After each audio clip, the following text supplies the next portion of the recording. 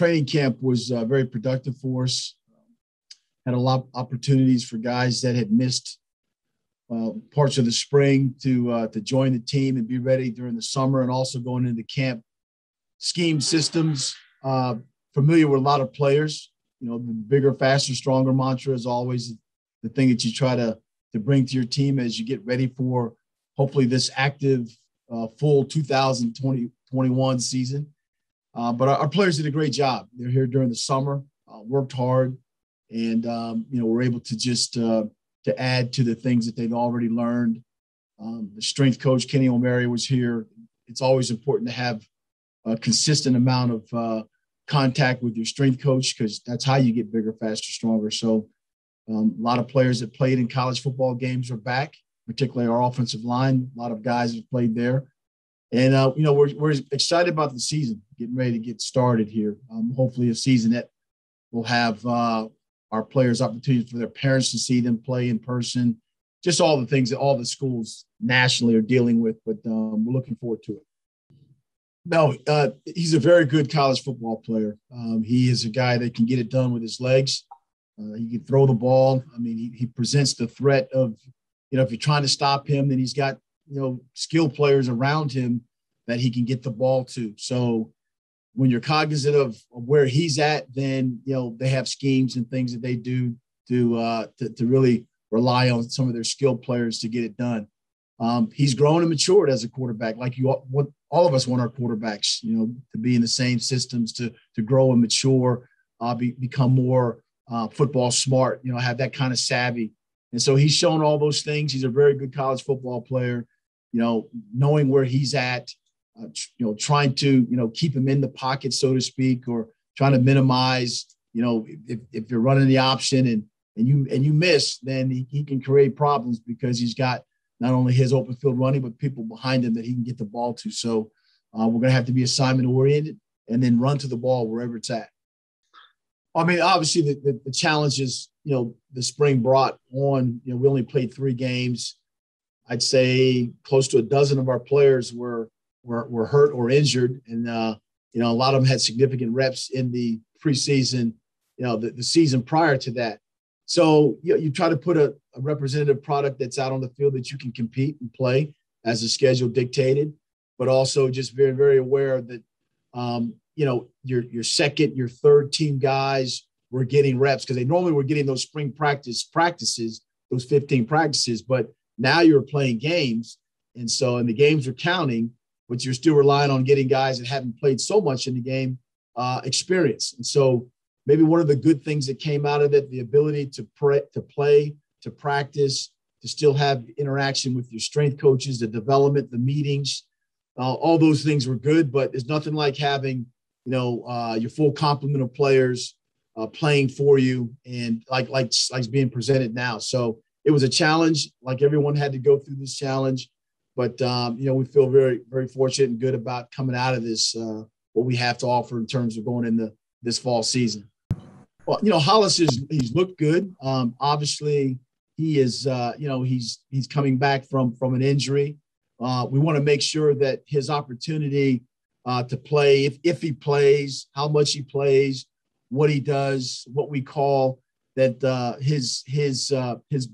his health, his ability to be productive is most paramount. And so, we're going to go through this week of practice as well, kind of see how he's feeling, what he's doing, what he's executing, but just being very mindful of, we want him to play this season and not just put everything on one particular game. So he'll probably be a game time decision if he does play a considerable amount of reps, but knowing that we got a long season and he's a very important player to us, and making sure that he's healthy and ready to go is going to be critical. So all of our quarterbacks will have to get themselves ready and know the game plan. But he's a special player, and I know that if he can go, he's going to go. And we're going to make that decision, like I said, around game time. I would say the experience part of it, yes. Even though we have a bunch of sophomores that have played in college football games, we're young, but we're experienced. We have a group of offensive linemen that have played in a lot of games. They're veterans. And so that our team is kind of is kind of mixed with young guys that have played the Hollis Mathis, Donovan Lester, Kane Everson. You can just go on and on about those guys that are young but played. And then you have a group of guys that are experienced, that have been here, that have graduated, that are guys that have some, belts in terms of having chances to play games and win, that they're here, So we're mixture, Scott, and it's a group of guys that have come together as a team because of all the things that have gone on, during this time. And again, I'm not probably saying anything different than what other teams would say, but this team has become remarkably close. They've done a great job of being holding each other accountable and responsible. And now looking forward to play our first game against a really good football team from the ACC. You're always worried about the execution of your team. And obviously the adage about, you improve as the season goes on. You try to simulate some things that, we can't simulate the crowd noise, that's going to be there. Some of these guys that are true freshmen or that are playing in such a venue like that. So you can't simulate those things. And there's going to be issues or mistakes, but it's what you do with the next play after that. It's how you respond. It's how you rebound from things that are going to happen in a game. There's some things, formations that we haven't seen on tape from them, and there'll be some things they haven't seen from us. So the ability to adapt and adjust is going to be important, and just know that the effort part is going to have to be consistent with whatever you do. Run out a mistake, play as fast as you can. Try to mitigate the things you can't control, and just go play. Well, Mike, they're great individuals. I've been in their homes. I know their families. The character, the things that they represent are very much what I represent. And the stories that I know about them, the journeys that they've come from, is something that you draw close relationships with people that. And so they've done a really good job as football coaches. That's the other thing. They've experienced, a lot of them have experienced playing at the highest level, and bring that experience and bring the level of know-how, their life experiences to them being a football coach, to being a mentor. And so that's been really good to watch these guys develop and grow. Coordinators, it's my job to help them, as I was helped as a young coach along the way, is to do the same. And it's all, this coaching profession is about giving back and doing that in a way with guys that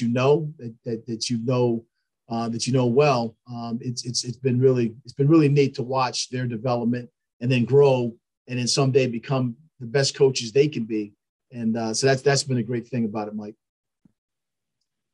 Well, it's the get the game, be the match emblem. As you know, I'm a bone marrow donor to my daughter, and it's something I wear quite often, and just reminds me that this game, we're getting ready to play a game, but there's a lot of people that are playing, waiting for news of transplants or potential donors, things like that. So I'm consciously always alert and aware of that there are always people out there that need help, that are looking for opportunities to be a match and be an advocate for that. So that's a personal but deep driven aspect of who I am as an individual. But I love coaching football too. So you got the William & Mary ampersand, but you also have the get in the game, be the match, things that are important to me.